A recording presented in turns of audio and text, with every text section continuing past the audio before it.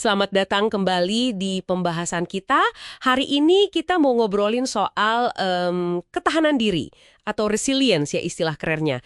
Nah, ini penting banget nih, bukan cuma pas kita lagi kena masalah gede aja, tapi juga buat ngadepin ya tumpukan stres kecil sehari-hari. Ternyata nih, kuncinya ada di otak kita. Dan otak ini bisa dilatih loh. Kita bakal bedah bareng nih sumbernya dari rangkuman para pakar di seri kecerdasan emosional Harvard Business Review. Kita coba gali ya, gimana caranya biar Anda, para pendengar, bisa lebih tangguh.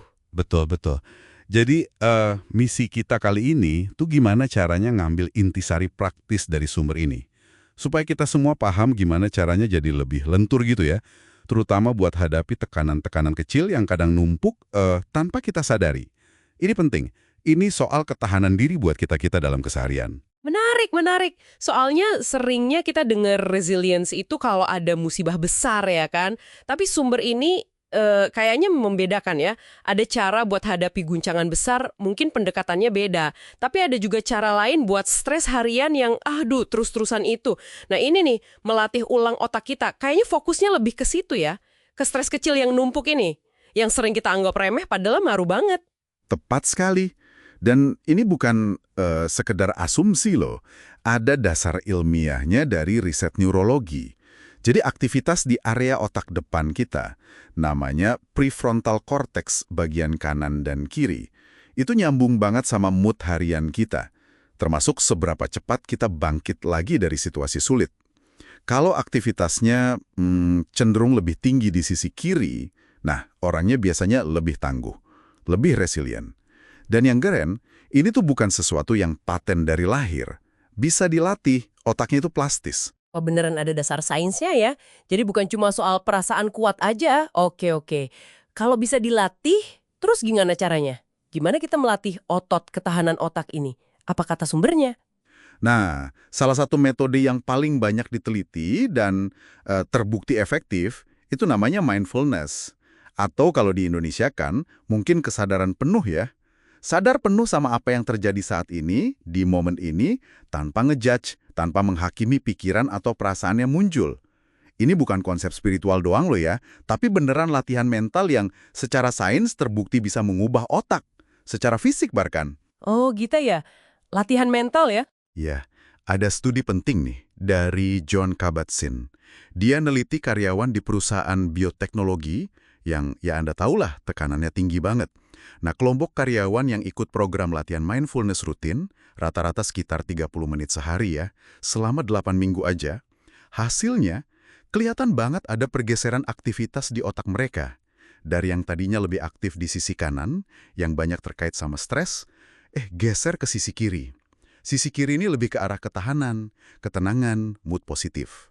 Wow, 8 minggu ya. Dan ada perubahan terukur di otak. Gila sih, itu nunjukin otak kita fleksibel banget ya.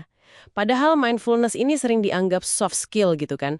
Tapi 30 menit sehari, kedengarannya lumayan butuh komitmen juga ya. Ya, memang. Sama kayak olahraga fisik lah. Perlu niat dan konsisten. Tapi, ya itu tadi, hasilnya sepadan banget. Sumbernya memang menyarankan sekitar 20-30 menit latihan tiap hari sih, biar hasilnya optimal. Caranya macam-macam. Bisa pakai panduan audio, banyak kan sekarang aplikasi gitu. Atau ya cukup duduk tenang aja sendiri. Kuncinya nemuin celah di rutinitas harian kita. Bahkan hal simpel kayak kita bener-bener fokus ngerasain napas kita. Tarik napas dalam ke perut, rasain sensasinya, terus pas buang napas. Kalau pikiran kemana-mana, ya sadari aja, terus balikan lagi fokusnya ke napas. Nggak usah marah sama diri sendiri. Nah, itu aja udah latihan mikro, udah bagus banget. Oke. Jadi intinya konsistensi ya, walau mungkin awalnya cuma sebentar-sebentar. Nah, ini penting buat Anda yang lagi dengerin. Terus, artinya apa nih semua secara praktis buat kita sehari-hari? Artinya gini, Anda itu punya kendali yang lebih besar loh atas cara Anda merespon stres sehari-hari. Ini kuncinya. Dengan rutin melatih otak pakai mindfulness, Anda bisa mengurangi rasa kewalahan itu. Bisa jadi lebih pintar ngatur emosi, nggak gampang meledak, atau malah jadi datar. Keputusan yang diambil juga bisa lebih jernih. Dan ini menarik nih, riset juga bilang bisa bikin kita kelihatan lebih karismatik loh. Kenapa? Karena kita jadi nggak gampang ngejudge orang atau situasi. Jadi lebih tenang bawaannya. Intinya, kita lagi memperkuat kapasitas alami otak kita buat pulih, buat bangkit lagi.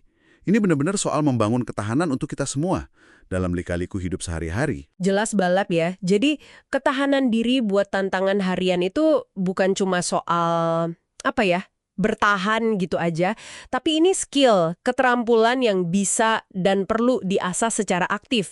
Dan caranya lewat latihan mental kayak mindfulness ini. Kita secara harfiah bisa melatih ulang otak kita jadi lebih tangguh.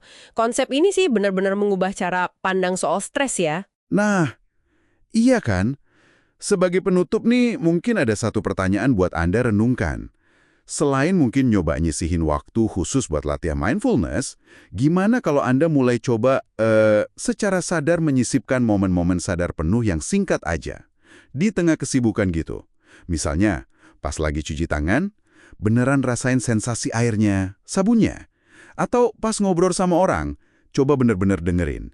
Nggak sambil mikirin mau jawab apa. Menurut Anda, gimana kalau langkah-langkah kecil tapi konsisten kayak gini, mulai bisa pelan-pelan mengubah respons otomatis otak Anda terhadap stres sehari-hari? Coba direnungkan deh.